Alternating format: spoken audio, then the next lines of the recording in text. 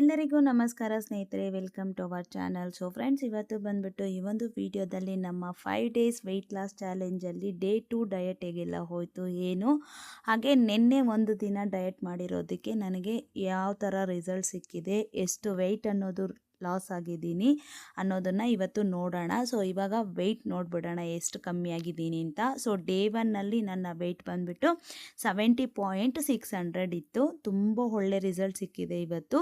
ನಿನ್ನೆಗೂ ಇವತ್ತಿಗೂ ನನ್ನ ವೆಯ್ಟ್ ನೋಡೋದಾದರೆ 69.850 ಆಗಿದೆ ಸ್ನೇಹಿತರೆ. ಅಲ್ಲಿಗೆ ನಿನ್ನೆಗೂ ಇವತ್ತಿಗೂ ನನ್ನ ಒಂದು ವೆಯ್ಟ್ ಲಾಸ್ ನೋಡಿದ್ರೆ ಬರೋಬ್ಬರಿ 750 ಗ್ರಾಮ್ಸು, ಅಂದರೆ 3/4 kg ಕಡಿಮೆ ಆಗಿದೆ.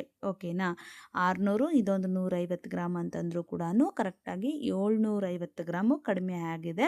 ಸೊ ಇನ್ನು ಮಾರ್ನಿಂಗೇ ಸ್ವಲ್ಪ ಸ್ಟಿಚಿಂಗ್ ಮಾಡೋದಿತ್ತು. ಮಾರ್ನಿಂಗ್ ಅಂತಂದರೆ ಹಸ್ಬೆಂಡ್ ಹೋದ್ಮೇಲೆ ಸೊ ವೆಯ್ಟ್ ಎಲ್ಲ ಚೆಕ್ ಮಾಡ್ಕೊಂಡಿದ್ದಾದಮೇಲೆ 1-2 ಲೋಟ ಬಿಸಿನೀರು ಕುಡಿತೀನಿ, ಉಗುರು ಬೆಚ್ಚಗೆ ಮಾಡಿಕೊಂಡು ನೀರನ್ನು ಕುಡಿತೀನಿ. ಇಲ್ಲೇನಪ್ಪ ಅಂತಂದರೆ ನಂದು ಚೈನ್ ಅನ್ನೋದು ಸ್ವಲ್ಪ ಕಟ್ಟಾಗ್ಬಿಟ್ಟಿದೆ.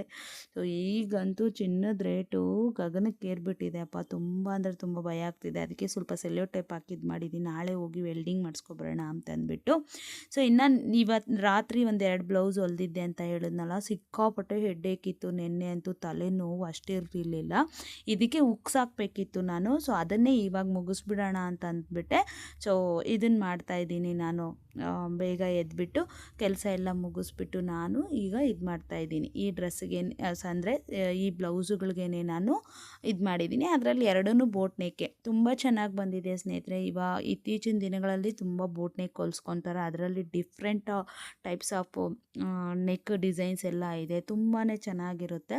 ಸೊ ಇದರಲ್ಲಿ ನಾನು ಇದು ಮಾಡಿದ್ದೆ. ನಾನು ನಿನ್ನೆ ಡಯಟಲ್ಲಿ ನೋಡಿದ್ದಾದರೆ ಹೆಡ್ಡೇಕ್ ತುಂಬ ಇತ್ತು.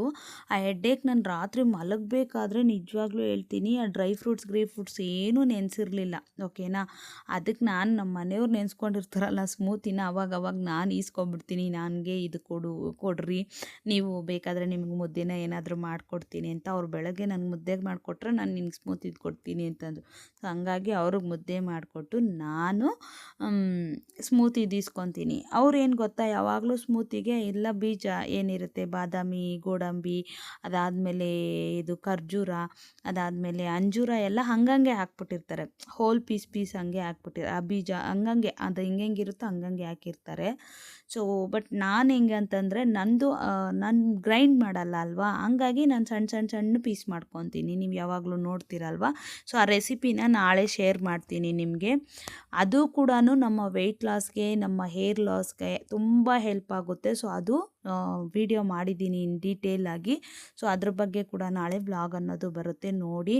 ಅದಕ್ಕೆ ಅಷ್ಟು ಖರ್ಚು ಮಾಡೋದು ನಿಜವಾಗ್ಲೂ ವರ್ತ್ ಇಟ್ ಅನಿಸುತ್ತೆ. ಅಷ್ಟು ಒಳ್ಳೆ ಬ್ರೇಕ್ಫಾಸ್ಟ್ ಅದು, ತುಂಬ ಹೊಟ್ಟೆ ಫಿಲ್ಲಿಂಗ್ ಆಗಿರುತ್ತೆ, ತುಂಬ ಬೆನಿಫಿಟ್ಸ್ ಇದೆ ಅದರಲ್ಲಿ ಮಾತ್ರ. ನಿಮ್ಮ ಸ್ಕಿನ್ ಅನ್ನೋದು ಗ್ಲೋ ಆಗುತ್ತೆ, ನಿಮ್ಮ ಹೇರ್ ಫಾಲ್ ಕಡಿಮೆ ಆಗುತ್ತೆ, ವೆಯ್ಟ್ ಲಾಸ್ಗೆ ಅಂತೂ ತುಂಬಾ ಹೆಲ್ಪ್ ಆಗುತ್ತೆ.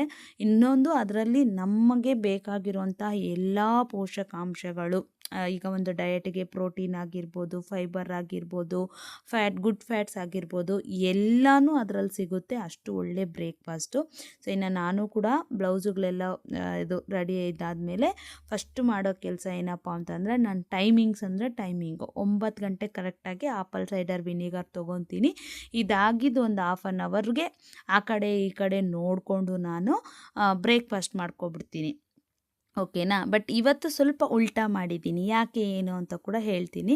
ಆಪಲ್ ಸೈಡರ್ ವಿನಿಗರ್ ಕುಡಿದ್ಮೇಲೆ ನಾನು ಇವತ್ತು ಬೆಳಗ್ಗೆನೇ ಮುದ್ದೆ ತೊಗೊಂಡೆ, ಬಿಸಿ ಮುದ್ದೆ. ಅದು ಯಾಕೆ ಅಂತ ಕೂಡ ಹೇಳ್ತೀನಿ. ಹಾಗೆ ನಾನು ಯಾವ ಥರ ಮುದ್ದೆ ಮಾಡ್ತೀನಿ ಅಂತ ಕೂಡ ತೋರಿಸ್ತೀನಿ.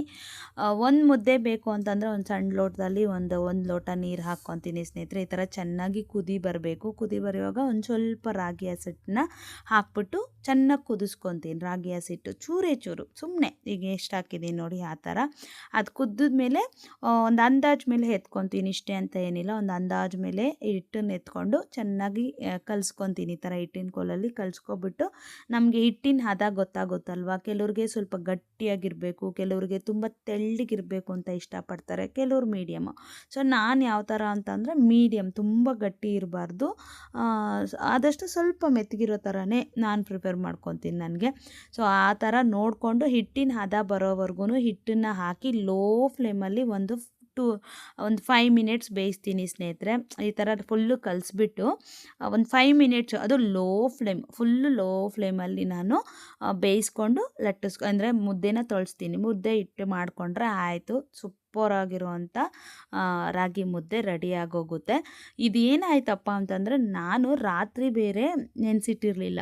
ಏನಕ್ಕೆ ಹೇಳಿ, ಇದಕ್ಕೆ ಅವರು ಯಾವಾಗಲೂ ವಾಟರಲ್ಲೇ ಅವ್ರು ನೆನೆಸೋದು, ನೀರಲ್ಲಿ ನೆನೆಸಿದ್ರಲ್ವ. ಸೊ ನಾನೇನು ಮಾಡ್ಕೊತೀನಿ, ಹಾಲಲ್ಲಿ ಇದು ಮಾಡಿರ್ತೀನಿ ಚಿಯಾ ಸೀಡ್ಸು, ಓಟ್ಸ್ ಎಲ್ಲನೂ. ರಾತ್ರಿ 10:30 ಆಗೋಗಿತ್ತು, ಅವಾಗ ನೋಡ್ತೀನಿ ಹಾಲಿರಲಿಲ್ಲ. ಈ ತಲೆನೋವು ಬೇರೆ ಏನೂ ಜ್ಞಾನಕ್ಕೆ ಬಂದಿರಲಿಲ್ಲ ನನಗೆ. ಸರಿ ಅಂತ ಅಂದ್ಬಿಟ್ಟು ಬೆಳಗ್ಗೆ ಎದ್ದಿದ ತಕ್ಷಣವೇ ನಾನು ಅವ್ರ ಹತ್ರ ಕೇಳಿಬಿಟ್ಟು, ಸ್ಮೂತಿದು ಅವ್ರು ಏನು ನೆನೆಸಿದ್ರು ಸೇಮ್ ನಾನು ಏನೆಲ್ಲ ಹಾಕ್ತೀನಿ ಅದು ಐಟಮ್ಸ್ ಎಲ್ಲ ಹಾಕ್ತಾರೆ. ಅವ್ರು ಚಿಯಾ ಸೀಡ್ಸು, ಓಟ್ಸು ಅದು ಮಾತ್ರ ಹಾಕಲ್ಲ, ಅವೆರಡೂ ಹಾಕಲ್ಲ. ಸೊ ನಾನು ಅವೆರಡನ್ನೂ ಆ್ಯಡ್ ಮಾಡ್ಕೊತೀನಲ್ವ.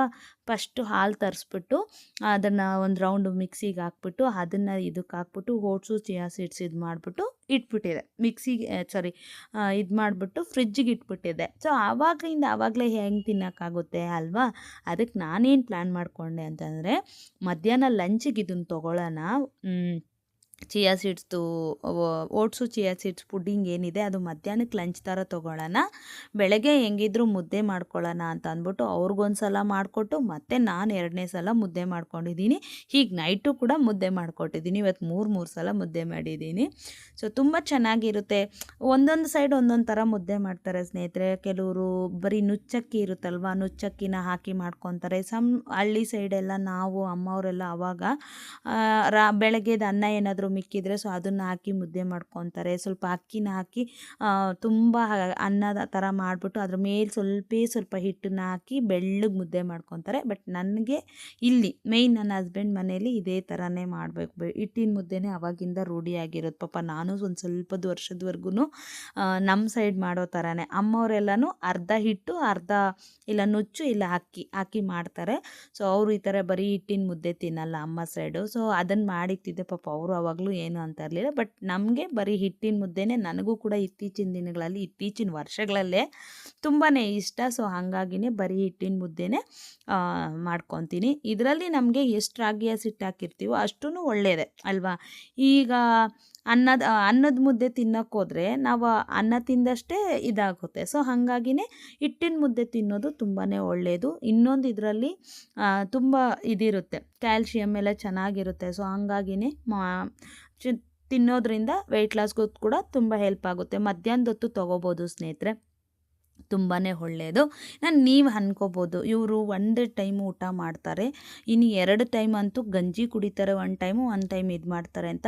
ಈ ಒಂದು ಫುಡ್ಡನ್ನೇ ನಾನು ತಿನ್ನೋದನ್ನೇ ನೀವು ಮೊಬೈಲಲ್ಲಿ ಒಂದು ಕ್ಯಾಲ್ಕುಲೇಟರ್ ಎತ್ಕೊಂಡ್ಬಿಟ್ಟು, ಈಗ ಇದು ಎಷ್ಟು, ಒಂದು 200 ಗ್ರಾಮ್ಸ್ ಇರಲ್ವ ಮುದ್ದೆ, ಒಂದು 200 ಗ್ರಾಮ್ ರಾಗಿ ಬಾಲ್ ಎಷ್ಟು ಕ್ಯಾಲೋರಿ, 1 ಕಪ್ಪಷ್ಟು ಸೊಪ್ಪು ಸಾರು ಎಷ್ಟು, ಅಂದರೆ ನೀವು ನೋಡಿ ನಾನೇನೆಲ್ಲ ತಿಂತೀನಿ ಅಂತ ಒಂದು ಡೇಗೆ. ನಾನು 1 ಟೈಮ್ಗೆ ಈ ಡ್ರೈ ಫ್ರೂಟ್ಸ್ ಏನೆಲ್ಲ ನಟ್ಸು ಸೀಡ್ಸ್ದೆಲ್ಲ ತೊಗೊತೀನಿ. ಕಮ್ಮಿ ಅಂತಂದರೂ ಕೂಡ 500 ಮೇಲೇ ಇರುತ್ತೆ ಕ್ಯಾಲೋರೀಸು. ಅದೊಂದು 500 ಮಧ್ಯಾಹ್ನದ್ದೊಂದು ಇನ್ಕ್ಲೂಡ್ ಗಂಜಿದು ಕೂಡ ಕಮ್ಮಿ ಅಂದ್ರೂ 200 ಮೇಲೇ ಇರುತ್ತೆ ಕ್ಯಾಲೋರೀಸು.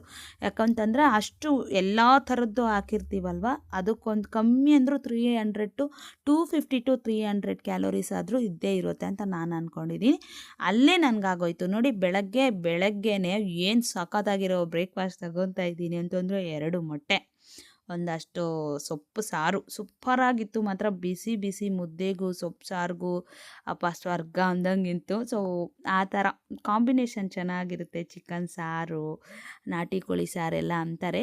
ನನಗೆ ಯಾವಾಗಲೂ ಚಿಕನ್ ಸಾರು ಸಿಕ್ಕಾಪಟ್ಟೆ ಇಷ್ಟ, ಇನ್ನು ಮಟನ್ ಸಾರು, ಸೊ ಆ ಥರ ಎಲ್ಲ ಇಷ್ಟ ಆಗುತ್ತೆ. ಸೊ ನೋಡ್ತಾ ಇದ್ದೀರಲ್ವ, ಇದನ್ನು ತೊಗೊಂಡಿದ್ದೆ. ಇದಕ್ಕೇ ಏನಿಲ್ಲ ಅಂದರೂ ಕಮ್ಮಿ ಅಂದ್ರೂ ಒಂದು 400 ಕ್ಯಾಲೋರೀಸ್ ಇರುತ್ತೆ. ಸೊ ಆ ಥರ ಇಲ್ಲಿ ನೋಡಿ, ನಾನು ಮಧ್ಯಾಹ್ನಕ್ಕೆ ಇದನ್ನು ತೊಗೊಂಡೆ ಲಂಚ್ ಥರ. ಸೊ ಇನ್ನು ಗ್ರೀನ್ ಟೀ ತೊಗೊಂಡೆ ಮಧ್ಯಾಹ್ನ, ಅಂದರೆ ಊಟ ಆದಮೇಲೆ ತೊಗೊಂಡೆ. ಬೆಳಗ್ಗೆನೇ ಮತ್ತೇನೂ ತಲೆನೋವು ಸ್ಟಾರ್ಟ್ ಆಗಿಬಿಟ್ಟಿತ್ತಪ್ಪ ನನಗೆ.